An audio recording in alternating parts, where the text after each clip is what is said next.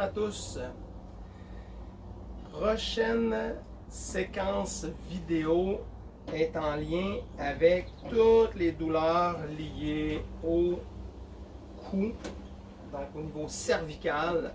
Cet exercice-là, je le fais depuis 3 mois et je ne manque pas une journée de le faire.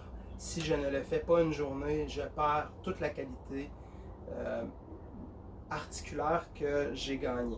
Donc, je vous encourage à faire cet exercice-là à tous les jours jusqu'à la fin de votre vie parce que c'est un exercice qui va avoir un impact sur tout le rachis cervical, colonne vertébrale. Je vais vous montrer la radiographie que j'ai de mon cou. Moi, j'ai un cou militaire droit comme une barre. Donc, n'ayant pas su ça, que j'avais un cou comme ça, je ne pouvais pas penser faire les exercices que je vais vous montrer. Et même avec les douleurs que j'avais au cou, c'était la dernière chose que j'aurais pensé qui aurait pu m'aider. Mais j'ai quand même expérimenté. J'ai pris le temps de le faire dans le respect, dans la non-douleur en tout temps. Si vous sentez une fatigue, ne faites pas la séquence au complet. Je vous invite à faire moins longtemps chaque position ou tout simplement faire une position par jour. Idéalement, ce serait de faire toutes les positions, mais pas dans la même séquence.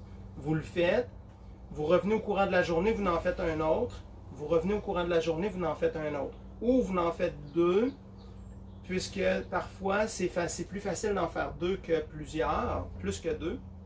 Mais faites-en un à tous les jours pour vous rendre à toute la séquence au complet sans douleur. Au début, j'en faisais deux et c'était déjà un peu trop, donc j'ai réussi à calibrer les exercices. Donc, c'est à vous de voir comment vous vous sentez et allez-y progressivement. Même si vous faites toute la séquence au complet et que vous êtes en douleur, ce n'est pas parce que vous avez fait l'exercice que vous allez vous aider, parce que la douleur est la contre-indication première. C'est un drapeau rouge, on ne doit jamais être dans la douleur. Donc, installez-vous, couchez sur le ventre. Moi, j'ai des coussins. J'essaie de m'installer pour être confortable. N'oubliez pas, comme là présentement, ce n'est pas adéquat parce que j'ai des bancs qui m'empêchent d'avoir la position. Lorsque vous êtes positionné, si votre tête est comme ça lorsque vous êtes au sol, le point de départ n'est pas correct. Votre point de départ, vous devez avoir une rectitude de votre rachis. Vous devez donc avoir la colonne vertébrale bien droite. Donc, vous amenez le menton vers le sternum. Moi, j'aime bien avoir un coussin. Mon coussin n'est pas sur le front. Mon coussin est vraiment sur le dessus de la tête. Parfois, ça ne tient pas. Donc, je vais essayer d'avoir un appui qui va me permettre. Toujours important de bien commencer l'exercice dans un confort parfait pour votre rachis cervical. Donc, lorsque j'ai la position, mon point de départ, ma colonne vertébrale du cou doit être bien droite, donc j'amène mon menton vers le sternum. J'ai mes deux bras de chaque côté. Je lève la tête, je descends, je prends une pause. Je rentre mon menton pour qu'il soit au sternum. Lève, descends. Lève, descends. Donc ça, c'était mon point de départ. Je l'enlève au fur et à mesure. Moi, je varie toujours la façon de faire. Je peux garder le coussin tout le long, comme je peux décider de l'enlever pour continuer à faire l'exercice. Donc, je regarde vers le haut, j'amène le menton au sternum et on le fait 15 fois. 2, menton au sternum, regarde le ciel, menton sternum, 4, 5, c'est vraiment ma tête seulement qui bouge. Je n'aide pas avec les bras pour soulever. Mes bras sont là pour stabiliser. Je veux sentir que toute ma colonne vertébrale veut dérouler. Et je roule en ramenant le menton vers le sternum. Je prends une pause. Je lève. Je prends une pause. Je lève. Je prends une pause.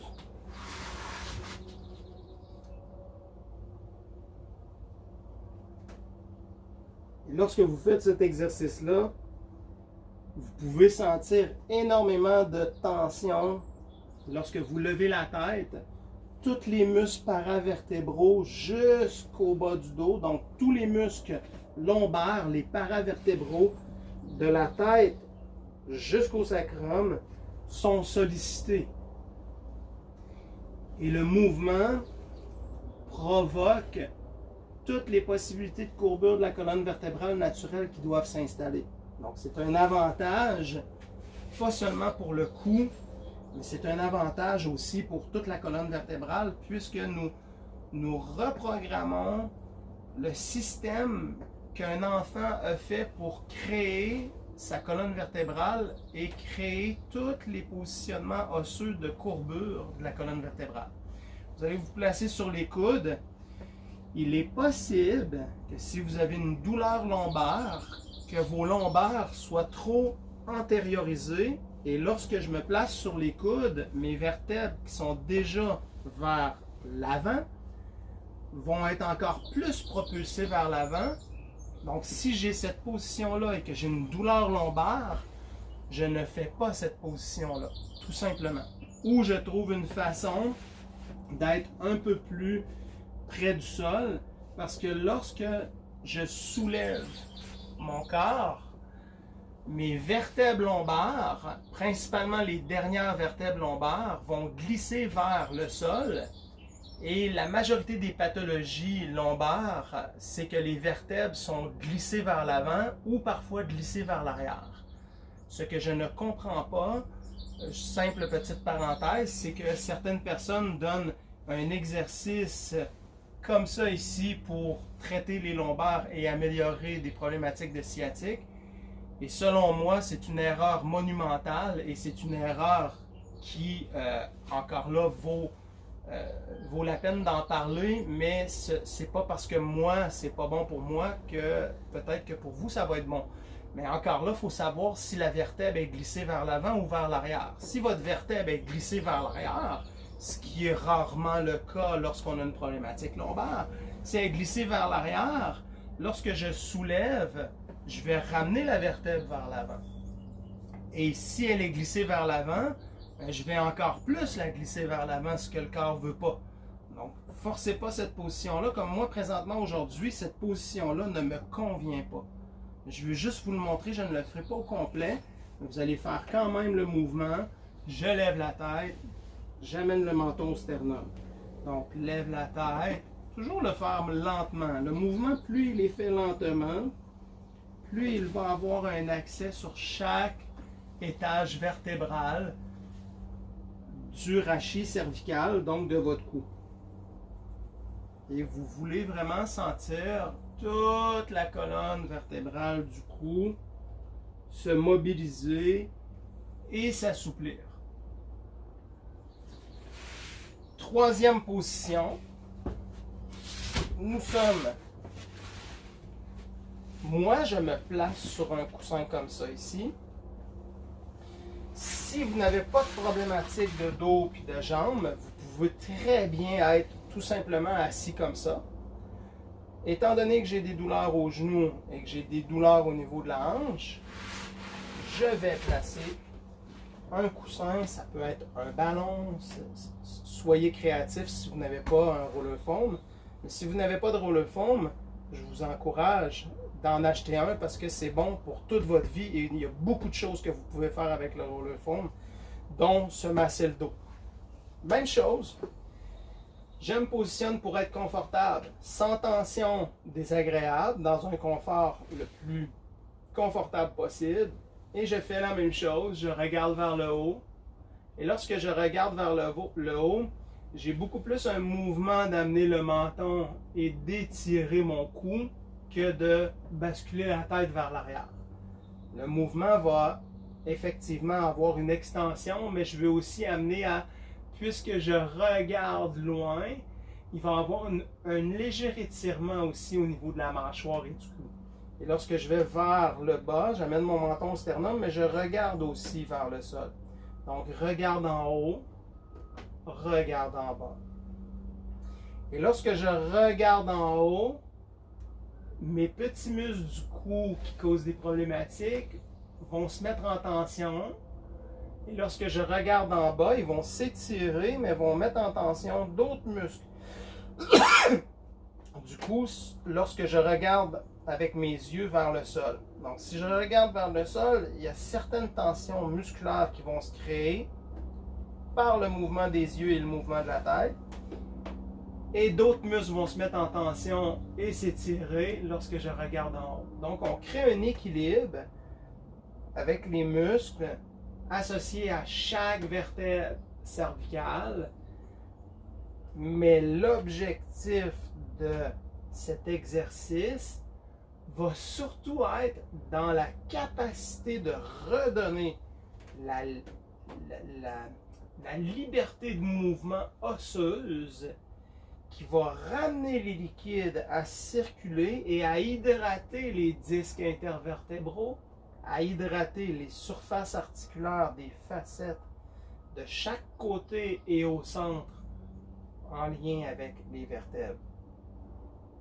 Donc, on recrée une forme d'équilibre de mouvement. Et si vous avez de la douleur en le faisant, vous allez faire l'effet inverse.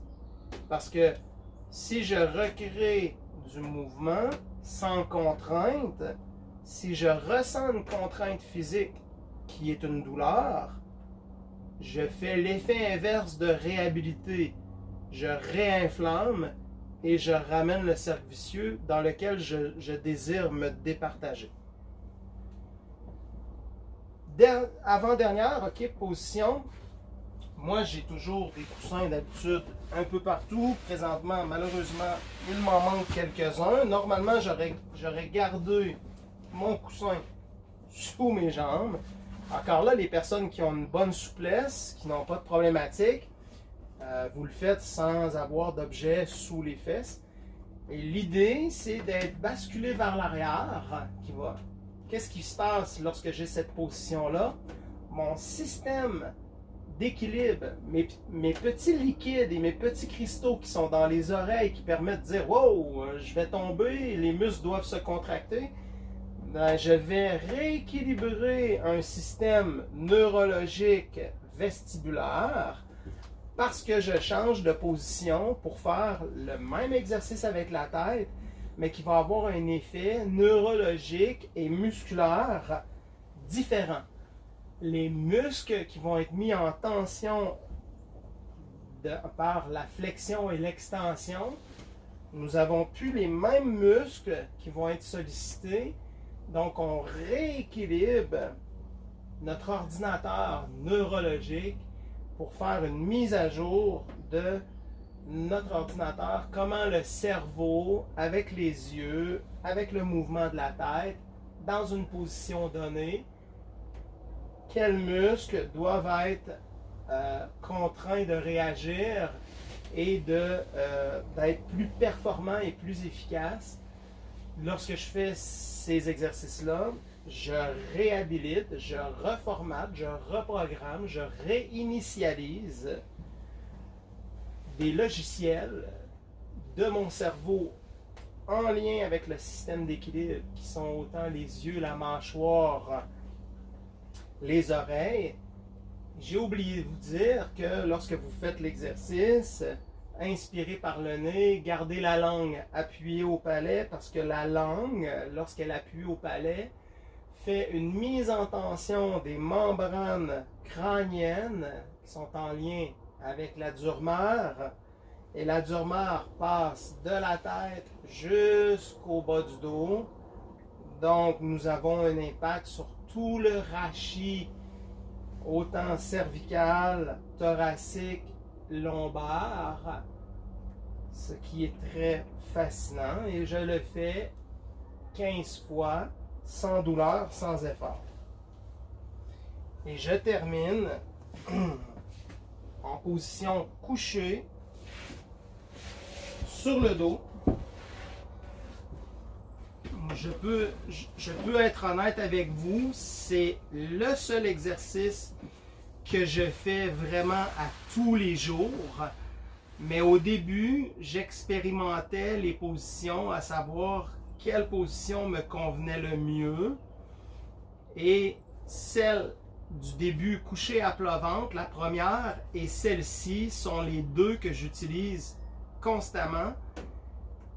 Et celles qui sont en position assise et basculées vers l'arrière, je les fais très peu. Donc, vous pouvez avoir de très bons résultats en sélectionnant 2 exercices sur les 4 et les 2 exercices qui vous conviennent le mieux.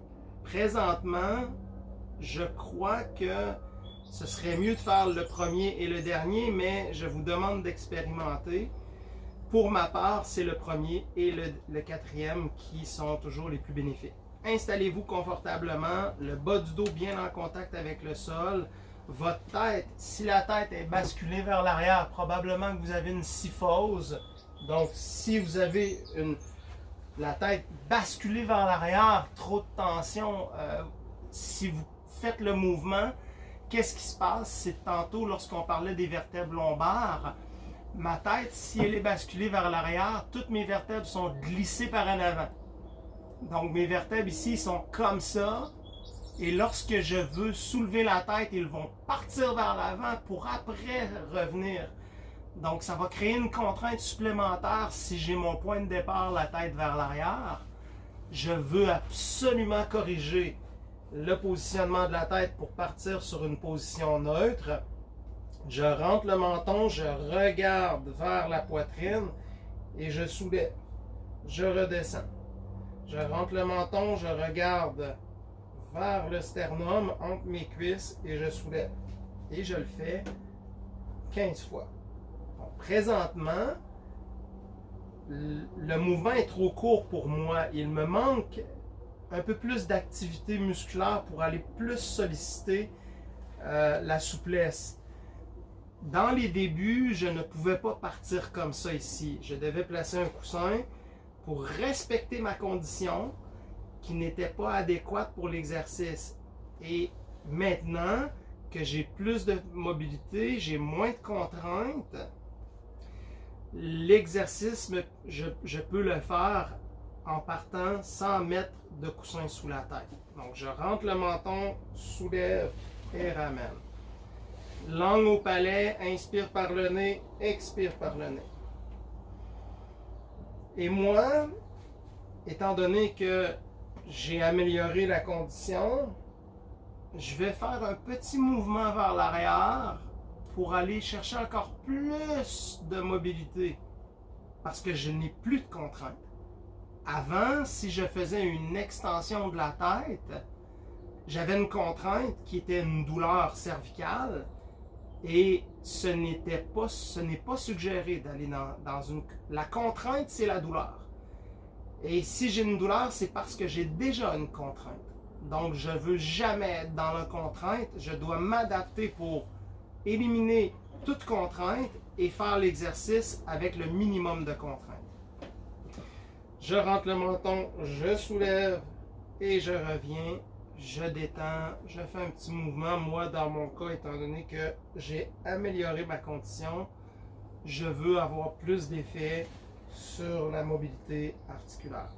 Vous pouvez aussi, si vous êtes sans douleur, garder la tête une petite pause pour contracter les muscles du cou et sentir un étirement. Et je reviens. Donc, nous voulons faire un mouvement pour rouler, on veut rouler pour jouer sur toutes les vertèbres. On veut sentir que toutes mes petites vertèbres du cou vont se rapprocher vers le sol, ceux qui sont basses, et mes plus hautes vont s'éloigner du sol. Et lorsque je reviens, je veux rentrer le menton, je ramène mes dernières vertèbres cervicales, je les ramène vers le sol pour terminer avec les vertèbres qui sont plus hautes doivent se terminer à la fin.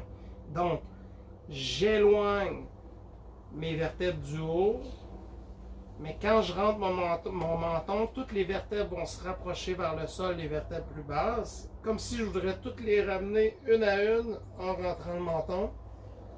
Et lorsque je redescends, je rentre le menton pour ramener vertèbre par vertèbre et dérouler.